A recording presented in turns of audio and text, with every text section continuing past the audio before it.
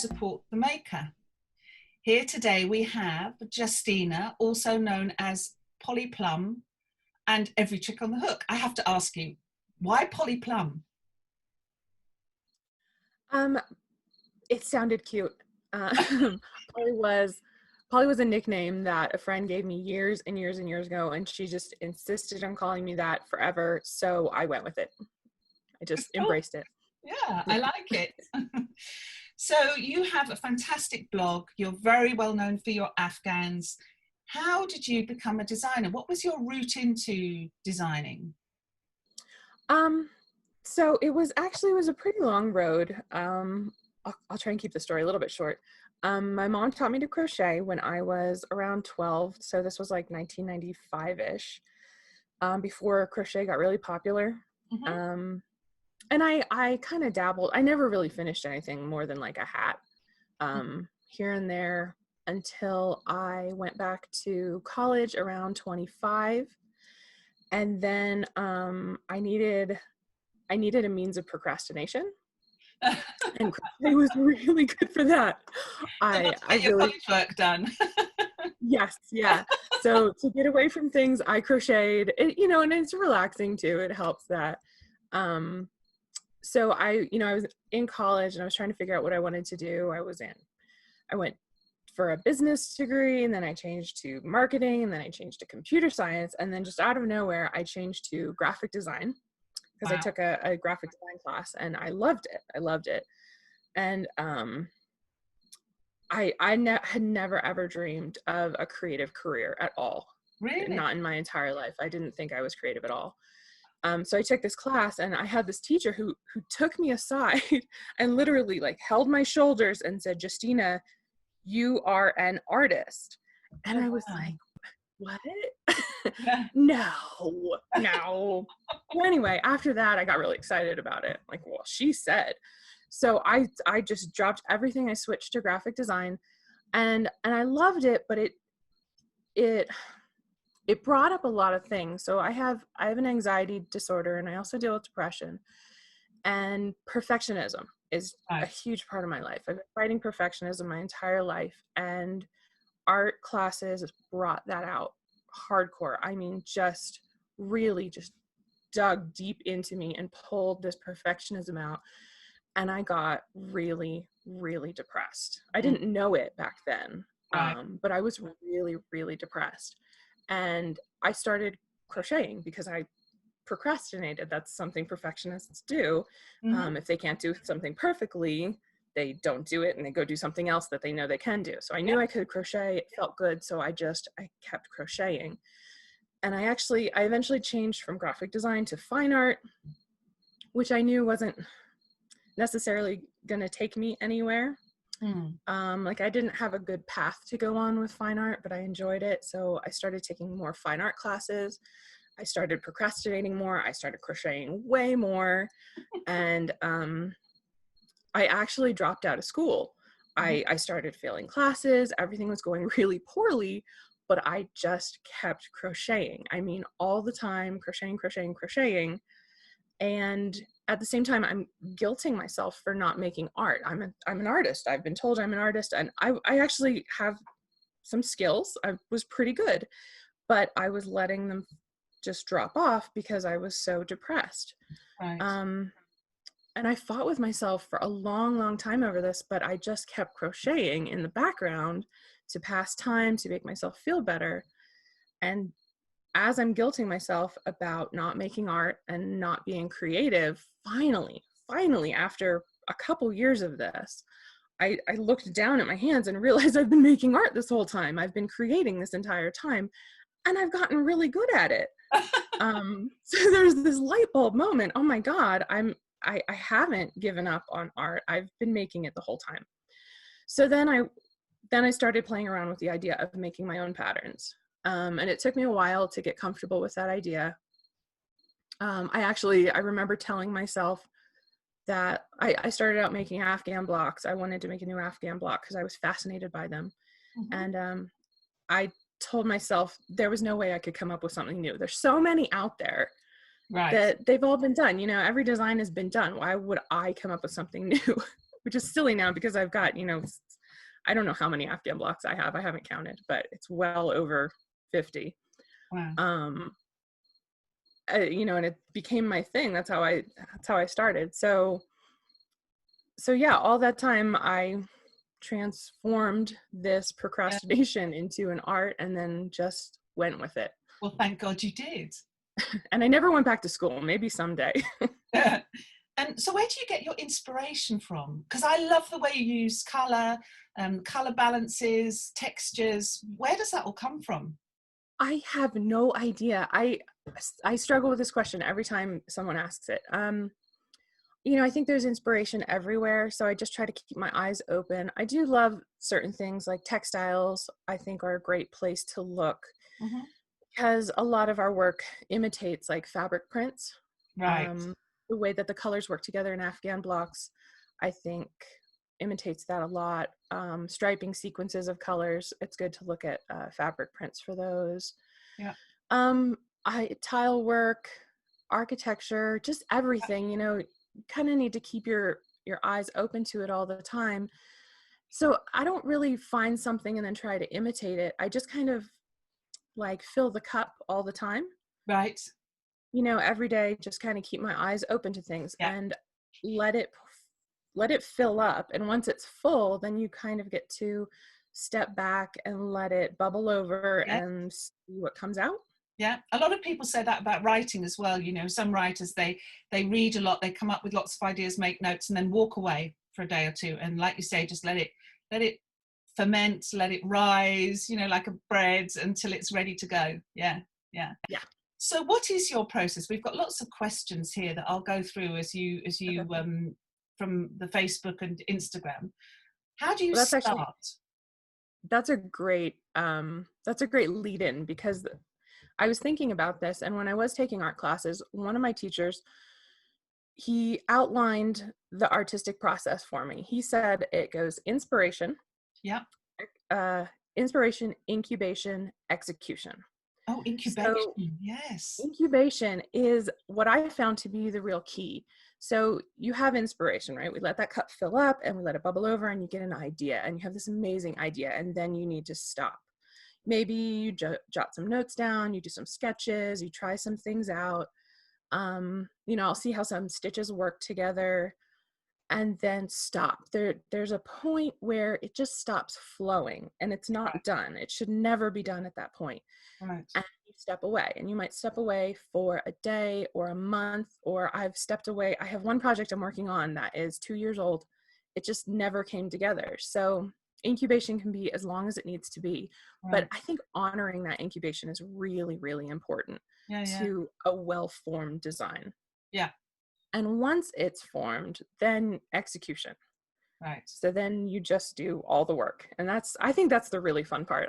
I get really, really single-minded when I'm in execution mode. I get focused and I can't do anything else. I don't work on other projects. I might dabble in another project, but I tend to do only that one project Right. until it's done. So incubation period, I'm dabbling or I'm working on a different project, and execution is just complete focus. Once it's ready to go. Yeah, then I'm on it and I can't do anything until it's done.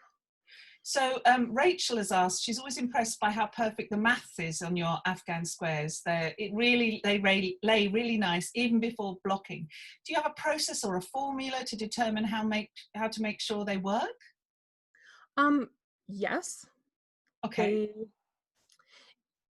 I I know that a circle of double crochet, American double crochet, um, increases in increments of 12. So I try to stay true to that if I'm working in a circular shape. Right.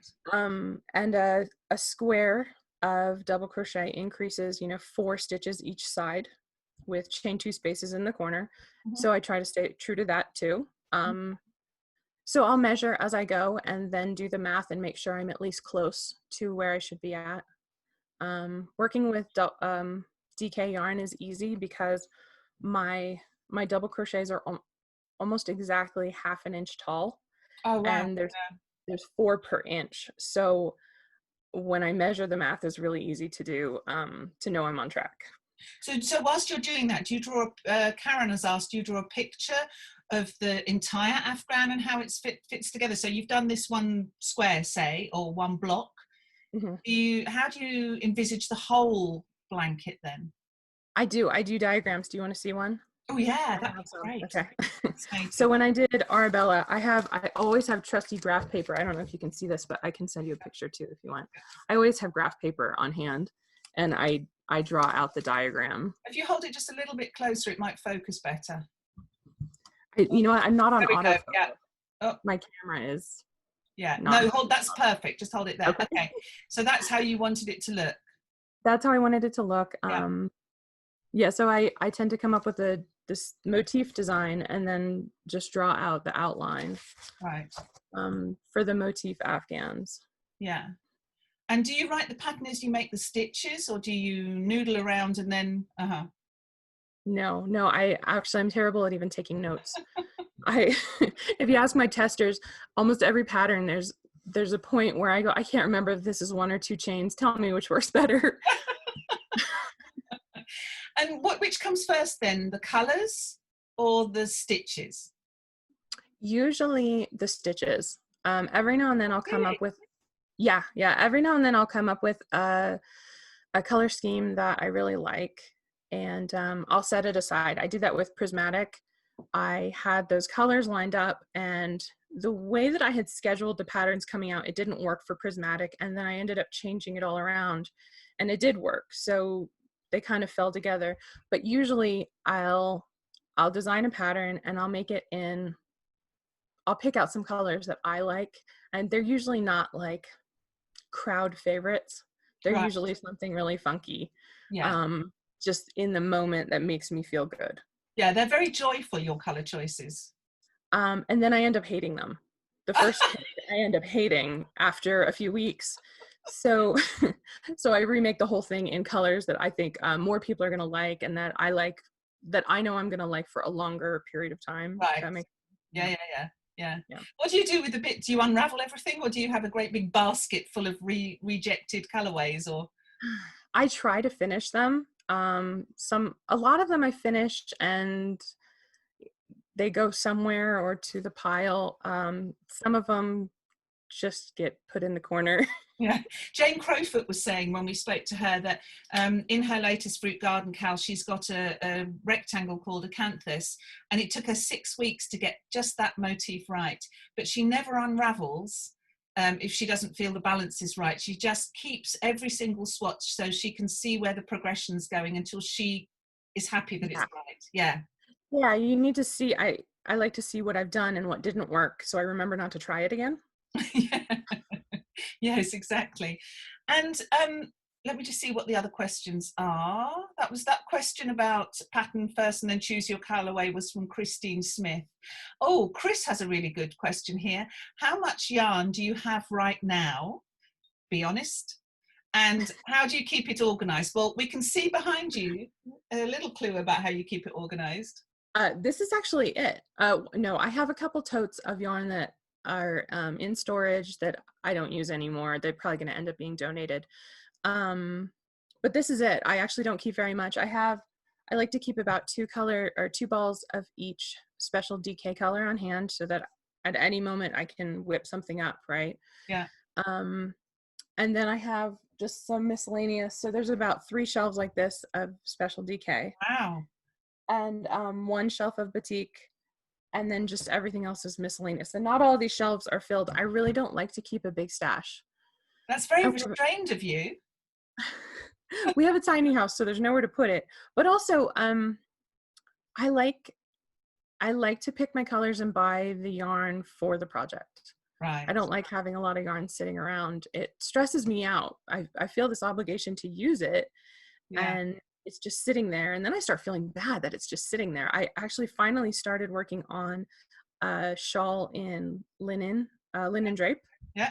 That yarn has been sitting there since you guys released it. And I wanted to, it's so special. It's such gorgeous yarn. I wanted to use it for something really special. And it's just been sitting there this whole time, and it's in the back of my head just driving me crazy that I need to make something with all this linen drape. So I don't like to keep a lot of extra yarn on hand. I feel guilty about it. Oh, you'd hate my house. I've got boxes of yarn and then all these whips, work in progress, that I have trouble finishing. I'm very bad at finishing things. Oh, I'm terrible at finishing things. I know it seems like I pump out a lot, but there's probably 3 times as much I don't finish compared to what I do. Yeah. So how do you work through your creative slumps, if they ever happen? Oh, they definitely happen. I expect to be burnt out after every big project. Every Afghan, I feel burnout when I'm done publishing it, which you probably noticed on social media. I put it out there and then I get really, really quiet. It's because I'm burnt out. Yeah. So I definitely have creative slumps. Yeah. It depends on how I feel. There's a couple different things I do. One thing that's really helpful for me is just switching to a different craft, being creative, but in a different venue or a different medium. Okay. So what other crafts do you do then? I dabble all over the place. I tried to learn to sew. I know a little bit, but I really, really enjoy it. I tried quilting. I really, really enjoyed that. But I didn't get very far because it's time consuming, and then I had a baby. Yeah. Cross stitch is really fun. Embroidery, I really, really liked embroidery. Oh, that's so funny. I've just started to get into embroidery. I used to be horrible at satin stitch, but oh my God, I love it now. I haven't done it in a while, but last year I did a couple pieces and I found it really refreshing. The other thing I do is just stop being creative, leave, get out of the house. I love to hike. So going hiking, getting out into the woods is usually the best thing for me. Yeah. Just stop being creative. If I think I can feel if I'm forcing it, that's when I need to stop trying. Yeah. Because sometimes I'll even try to go to another craft and I'll feel it doesn't feel right. Like I'm trying to force the creativity in that craft. And that's when you just need to put it down and like fill that cup back up. The cup is empty. You need to fill it back up. Go take in other people's art. Look at art. Look at architecture. Go see a movie. Listen to music. Fill the cup up with everything else. But for me, when I'm in that zone, getting away from crochet is really important. Like I'll go on and I'll look at other people's crochet projects. And as much as I love them, it starts to get a little heavy, like I'm putting more pressure on myself to be creative in crochet. And that's not what I need at that moment. What I need is to just break away and go fill the cup. Yeah, no, exactly. But knowing that point when you need to do that, that shows what fantastic discipline you've got. Because it's people think being creative is easy, and it really isn't, is it? No, it feels easy when it hits. So when you get to that inspiration moment and it hits you and you've got an idea, it feels easy. But everything that leads up to that isn't easy, and everything that comes after that isn't easy. It just, that idea, that moment feels right. And then also when you get to execution, if you're practiced in your craft, then it feels easy because you've done it a lot. But that ease comes with so many years of work, so much practice. Yeah, the 10,000 hours that they talk about, eh? Yeah. And do you feel that crochet is viewed better these days? Is it viewed as an art form, or is it still a sort of, because in the UK, knitting, for example, is seen as something that old grannies do, or has been for a while. So yeah. Crochet, I think, definitely gets a bad rap here in the States. We definitely, I don't think we're quite seen as artists yet, but it's very, very much an art form. Definitely.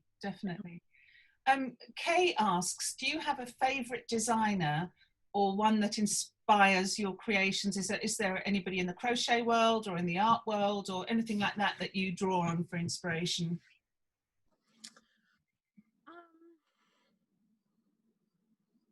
I don't think there is. I don't think there's any one person. I try to jump around a lot and keep things. What's the word I'm looking for? Yeah. Do you use things like Pinterest, or do you just go on the internet or galleries or? No, I tend to stay on Ravelry. If I want to see crochet or knit items, I just go straight to Ravelry. Yeah, that's a good Um, tip. yeah, they're my go-to place. When I started design, it was actually Julie Yeager's Afghan blocks that got me excited about Afghan blocks. Yeah, I love her designs. I think they're just really well thought out. They're really clean and very polished designs. And her Afghan squares I found were just so exciting when I was starting. And she was a big inspiration in the beginning. Now it's the crochet world has just blown up in the past 5 years that I've been doing this. And I couldn't name all the designers. There's so many people doing such amazing things. I couldn't pick any one. yeah, I'm just amazed at the innovation and the color. That's what I always think when I think of crochet is, I think there's crochet designers so much better at using color than some knitwear designers. You know, it's just a feast of color wherever you go. Right? There's so much you can do with it. Yeah. So if a beginner crocheter came across your site and saw these 50 blocks or whatever it is that you've got there, which one would you recommend as one to try out, to start to hone their skills, to enjoy their craft? Um, I would say for a beginner, Mhm. my Afghan block Savannah is a good one to start with. There's not a lot of texture. It's very flat, but it gets you used to the idea of skipping stitches and placing them in a unique way. Yeah, After that, it looks more complicated. It looks a lot harder than it is, but my square Victor is so fun to crochet. That's one of my favorite squares, and it's free on my blog. It's got a lot of post stitches in it, and it looks really fancy, but with the photo tutorials in it, it's actually a lot easier to make than you think it's going to be, and it's really, really fun and really rewarding, I think. and do you have photo tutorials for all your squares? No, I dropped the ball when I was pregnant and when I had an infant in the house. Yeah, So not all of the squares have photo tutorials, but I do think all of them, or almost all of the free ones, at least have round by round photos. excellent. Yeah, that's always useful, isn't it, if people are unsure. And so we talked a bit about Prismatic, didn't we? Which is Mhm. the latest one you've done, which is fantastic. And the rainbow Thank you. colours really resonate with us in the UK at the moment, because the rainbows are seen as a symbol of support for the NHS and for Mhm. our key workers. Mhm. How did you come to that design? You spoke a little bit about the colours, but the texture is quite interesting as well. Um, I, it started out as one of what I call a texture GAN, which it was going to just be, the texture GANs are just back and forth rows of crochet. Um, and they emphasize texture over color work. Mm-hmm. Um, it started out as that, and it wasn't working. I was trying to come up with something for a new texture GAN. It wasn't working. I just started doodling in my graph paper. I like, because it keeps everything nice and square, right? I just started doodling, and eventually I came on something that was going to be like points going one way, Yeah, and it wasn't quite there, and somehow it turned into maybe like I think it was a square with 4 pieces going into the middle the way Prismatic does. And then I said, okay, that's great, but that's really predictable. So yeah. let's make it asymmetrical and just push this off to the side a little bit. And I realized I could do it. I could make the math work and the stitches work. Oh, I love it. I absolutely love it. When I finish, the next time I finish a project, then I'm going to get it on my hook, even though I'm not a very good crocheter. So what projects now? You finish Prismatic, and you say you always take a break after a project.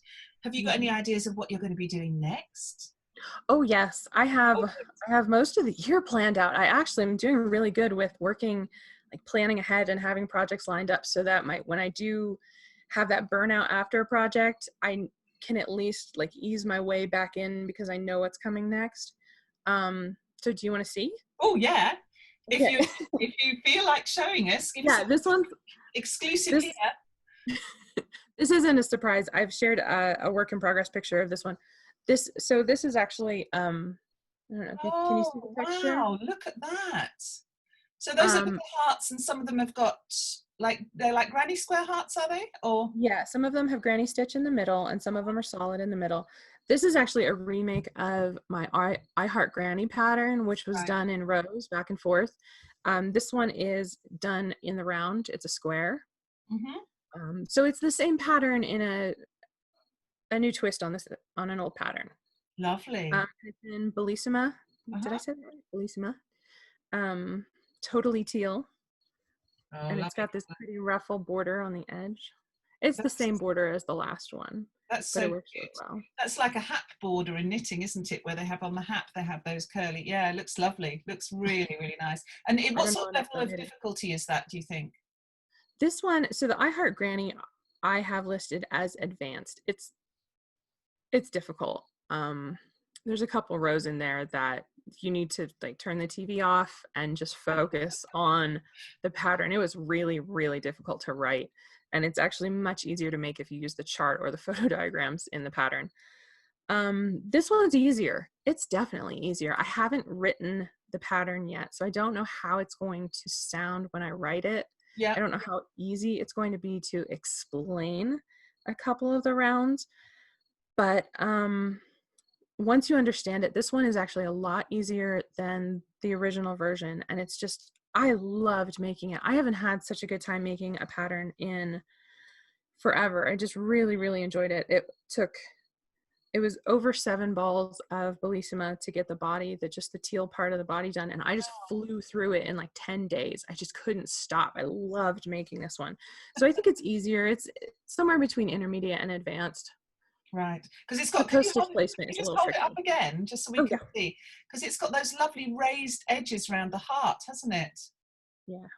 They're That's gorgeous. just a half of it. Let me see if I can find a corner here so you can see it goes in the round. Oh yeah, look at that. That's beautiful. So when do you think you're going to be releasing that? How long does it take you to Um, write a pattern? Not very long. Since this one is already it's already kind of written since I did the original version. I just kind of have to redo it. I'm hoping for this month. Right. Oh wow. I move kind of fast when I do a pattern. I don't like to stretch it out. Yeah. I'm trying to teach myself to have some patience. But once I get on a pattern, I just can't stop. And then I sit there and it's all ready and I go, why should I wait to publish this? And I just Get it out put it there. out there. Yeah, yeah. I get too excited. So and then after that, what's your plan? After that, I have some motifs, and this one I haven't shown anybody, so you can see a sneak peek. Oh, do you love an Um, exclusive? it's much more developed in my head. So I have these little motifs, and this is the one that I started making Oh, about 2 years ago. Over 2 years ago, I made this hexagon, and I just loved it so much, but I yeah. couldn't figure out what to do with it. So now I have a plan in my head of the So layout. pretty. And like I said, these are my really fun colors that I used, Gorgeous. and I I love the way love sort them. of I love the way the petals are all different colours going out and just expanding. I love that. That is It's so kind of cool. fun. It's kind of fancy. So I tried some really fun colors with it because it could be so fancy. It could Yeah, be yeah, really classy looking. yeah. Um, So I so wanted something complete opposite. turn it over for me. Show me the back. Oh, it's a mess. Yeah. So you haven't sewn your ends. So do you No, normally sew your ends in? when no, when I'm designing, I never sew ends in because I never know what I'm going to have to pull out. Uh-huh. If the design is finished, I'll sew them in sometimes in batches. Like I'm usually pretty bad about that. I usually leave it to the end. I hate doing them as I go. I don't like interrupting the flow of work. I Yeah. like to just stitch and stitch and stitch and stitch and stitch and not if I jump out of that, I don't like the way it feels. I'd Yeah. rather just take 3 or 4 hours at the end and do all my ends. How on earth do you fit this all in with having a wee one as well? A I little. have no idea. I have absolutely no clue. It's been really hard last year when she was an infant. Um, I don't know. I can't remember I can't remember that year at all. I was so busy. I didn't get as much done. This year we're doing better now that she's bigger. She spends Yeah. more time with daddy, so I can work and yeah. Oh, oh, well, it's such a precious time. Well, we've run out of questions now. Thank you so much for giving us a little Oh, thank insight into you. your world and for giving us sneak previews. So the prismatic blanket is available now, isn't it? And the Yes. new Granny Square, I Heart Granny Square in the Round. I don't know what you're going to call it. What are you going to call that one, or have you not Oh, decided? it's just going to be I Heart Granny squared. Okay, squared. Hopefully that will be out this month, which is June. So there's something to look forward to as well. Yeah. Thank you so much, Justina. It's been lovely to Thank talk. you. You too.